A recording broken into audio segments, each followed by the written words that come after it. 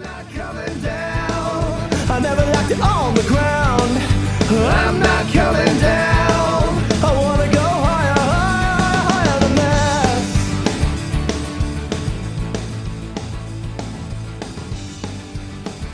this. Hello, this is Rebecca Fleetwood Hessian, host of the Badass Women's Council podcast. And I am coming off of the most amazing, magical evening last night, where I hosted the first annual Stand Tall in Your Story event at the beautiful Cabaret Theater in downtown Indianapolis. And y'all, I woke up this morning thinking, did I dream that? It was an amazing evening because we created this beautiful space and invited a group of women to share their stories on stage. And the people that came to hear those stories each heard something from one of the women on stage that they absolutely needed to hear. And that's what happens when we share our stories. So I want to share my opening message from last night here on the podcast, because I think it's one that we all need to hear. So here we go. For decades, my journal reads, I just want to tell people stories. Last summer on a beautiful sunny afternoon, I went to Starbucks and I laid out all of my goals and intentions for my business as a coach and a consultant. Ways that I could have real impact with women to help them ban burnout that we'd all grown to normalize, build community in a meaningful way, and use my consulting skills to boost their business. So I stood at one of those large harvest tables in Starbucks and arranged sheets of paper outlining the issues and opportunities in ways that I could serve career women. I've been praying for God ideas, not good ideas, for months. So fueled with passion and iced coffee, it was there in that space that Rise and Thrive was born. I reviewed research that I had been gathering for months and realized that if I joined together with other amazing coaches, we could cover significant ground to serve high-achieving women. And we could do it in a way that had never been done before. Transformation, not training. So I went to work looking for these coaches to set the stage for the newly minted Rise and Thrive. And last night, those women stood on the stage. Women who had invested 7 months of their lives in this experience to stand tall in their story. Well, why stories? Why do our stories matter? Well, we've been telling stories since 700 BC. Stories are how we make sense of the world around us. When we stand tall in our stories, we give others permission and perspective to do the same. Our stories matter. They're full of meaning and purpose and struggle. Before launching my business, I spent 19 years with the Franklin Covey organization. And midway through that badass career, I was asked to speak to the western region of the company in California about my sales success. After my talk about sales pipeline and sales process and all the other corporate speak mumbo jumbo, I took questions from the team. I don't remember the exact question. It was something like, how do you do this every year? But I do remember every detail of my answer.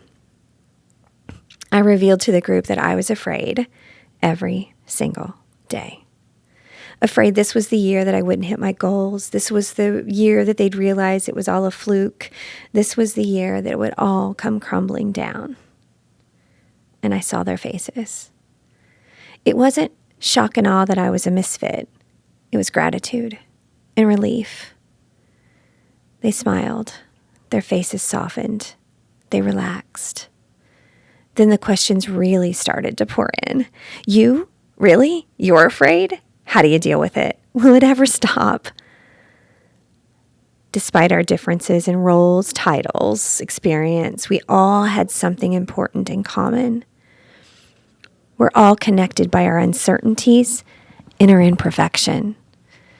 In fact, the only thing we all have in common is our imperfection. My personal brand and stock went up significantly that day. It wasn't the $35 million in sales or awards that I had won. It was my vulnerable and authentic story that increased my value.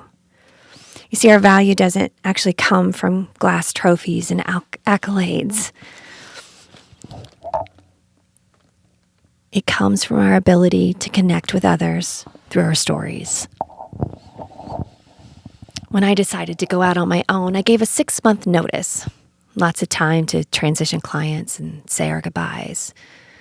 On my last day, sitting in my home office, I shut my laptop at 6 p.m. There I was, home alone, closing out a career that had lasted longer than both of my marriages.